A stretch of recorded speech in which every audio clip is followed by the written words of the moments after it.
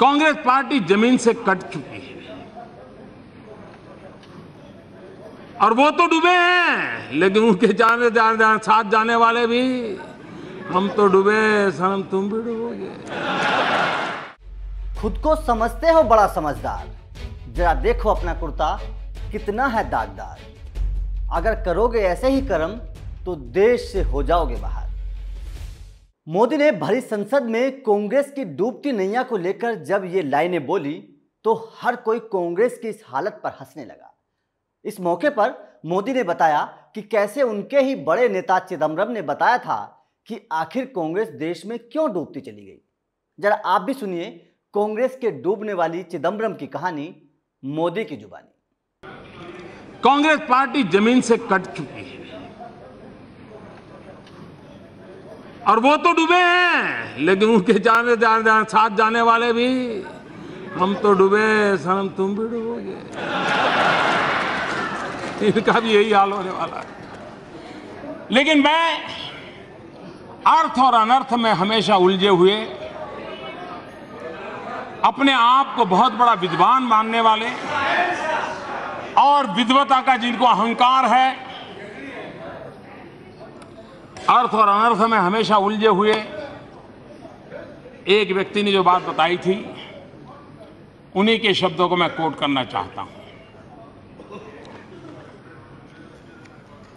Congress party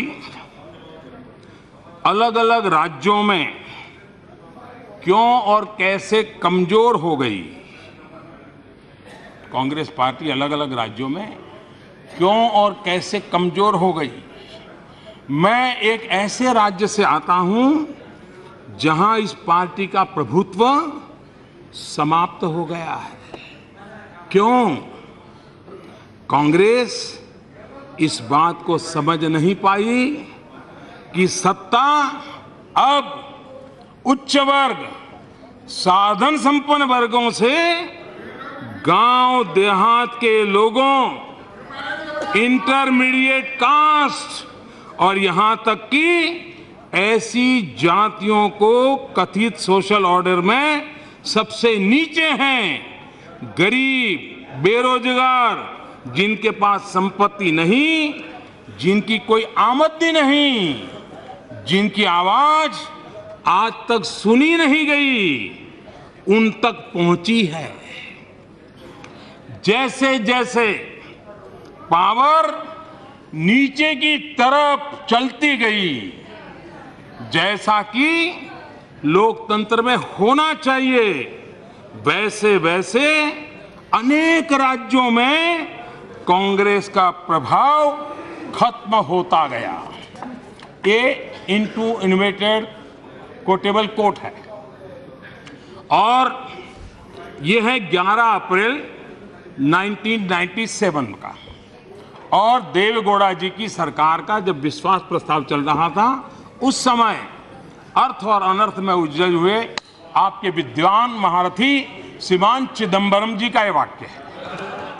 आपको बता दें कि यह बात सच है कि आजादी के बाद से कांग्रेस की नीति, देश विरोधी विचारधारा, देश को लूटने की मंशा की वजह से आज कांग्रेस सिरे से लग गई है।